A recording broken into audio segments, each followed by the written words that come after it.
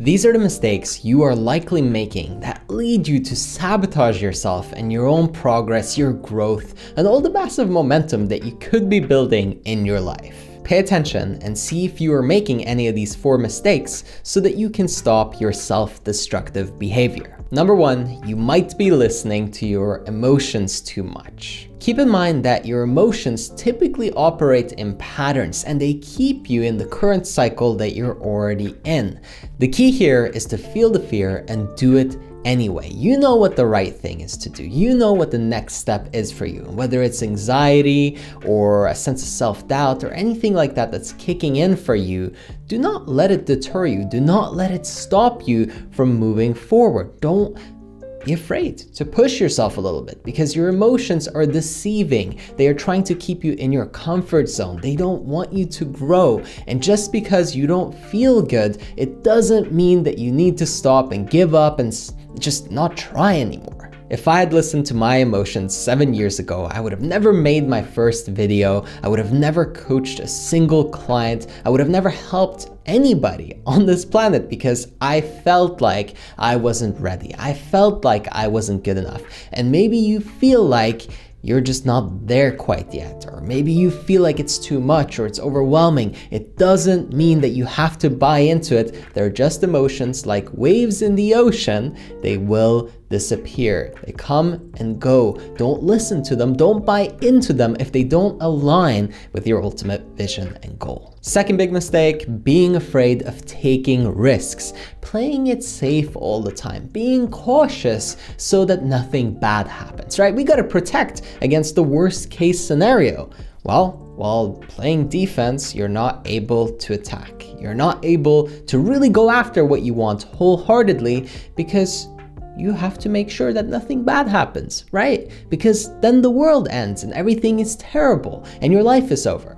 No, taking risks is how you win at life. And if you've been burnt once or twice or had a bad experience or you're jaded, you gotta let it go. Get better, not bitter. See, most people get bitter when they have a bad experience, they stop taking risks, they don't push forward anymore. An example is I know a friend who got into crypto trading a few years back and he lost some money in it because of some scammers and he completely gave up and just basically stopped trading crypto forever and missed out on making a ton of profit and a ton of money. Other friends who had experienced the same thing continued to invest and learn more about the market and took it as a lesson and therefore improved themselves. I myself have that same mindset. If something goes wrong or if I take a risk and it doesn't work out, it doesn't mean never take risks anymore because it's never going to work and everything is a scam. It just means that you have to get better at making decisions and learn from your mistakes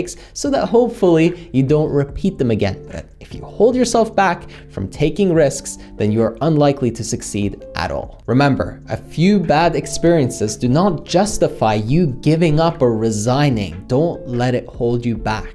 Now, before I get into the third mistake that you might be making that's causing self-sabotage, I wanted to make sure that I let you know if you want to be a part of an amazing community of like-minded people, entrepreneurs, people who are really becoming their best selves, and you want personal coaching, mentorship, and support from me and that community filled with awesome people, then go to erafael.com and book in a one-on-one consultation with me personally. That way we can really strategize what your next big steps are in your life, in your business, what you're trying to achieve, and where you really need support. Again, if you want to take advantage, it's a free consultation to see if we're a good fit. Just head over to erafael.com and sign up for it there. Now to the third mistake that you might be making that's causing self-sabotage, and that is needing things too desperately, being too dependent on the outcome, really just wanting, and therefore living in this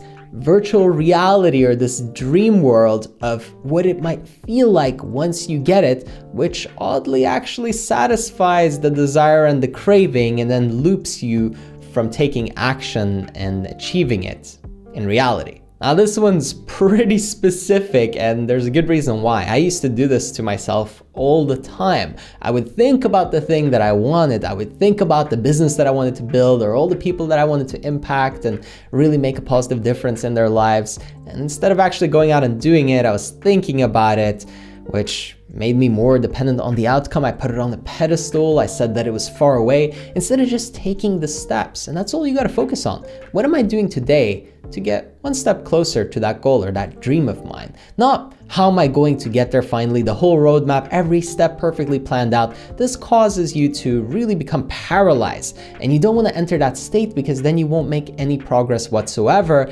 Instead, you will just be stuck in your head. And when you stay in your head, you're dead, because you can't move, you can't make progress, you can't really exert yourself. You're too busy analyzing, overthinking everything, and just genuinely wasting not only your time, but also people who you could be helping, the world, which you might make a positive impact on. Well, that's all just gonna lay dormant because you're too busy thinking about things. And finally, the fourth mistake that you might be making that's really causing you to self-sabotage is playing too small and keeping yourself small. Being afraid to really dream big. And one thing that I did a lot early on in my career, in my life, in my relationships, was limit myself and tell myself I couldn't have this, or this is what it was supposed to look like, or this was too difficult for me and out of my reach and beyond my skill level.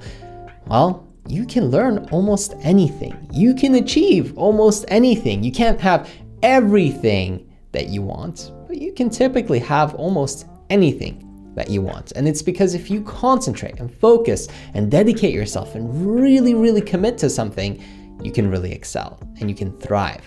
We underestimate what we can do in 5 years. We overestimate what we can do in 1 year. So think in a longer timeline. Don't just think what you can do this week. Dream bigger. Don't settle. Don't just be okay with what you have. You can do more. You're a human being, and it's in our nature to want and crave progress. It's fun for us.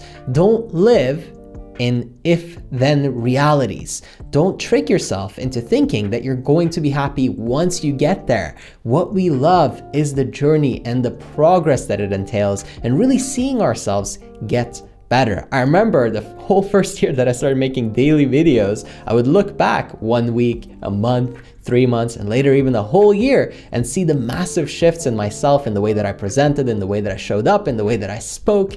And that is really where I got the greatest feeling of satisfaction, because I could see myself literally changing and transforming, not only as a speaker and as a coach, but also physically. You know, I lost so much weight, over 30 kilos. I think it's over 70 pounds or something. And yeah, just my relationships became so much better. The way that I carried myself improved so much. Everything in my life. That's what we like to see. So measure progress. Look at how far you're getting over the long haul. Don't get caught thinking that you're going to stay where you are, because in 10 years from now, you're probably a completely different person, laughing at your old self, hopefully, right? Because if you're just still the same you, no progress, no growth, no change, that'd be pretty boring. The whole fun in life is getting better, improving, finding things that you can work on, really, right? To make the most out of yourself and to really live up to your potential, however you decide to mold it. So hopefully these tips woke you up a little bit, shook you up a little bit, and really got you to recognize and take a look at yourself and reflect on whether or not there might be some things here that you can improve on. Hope you enjoyed it. I'll catch you on the next one.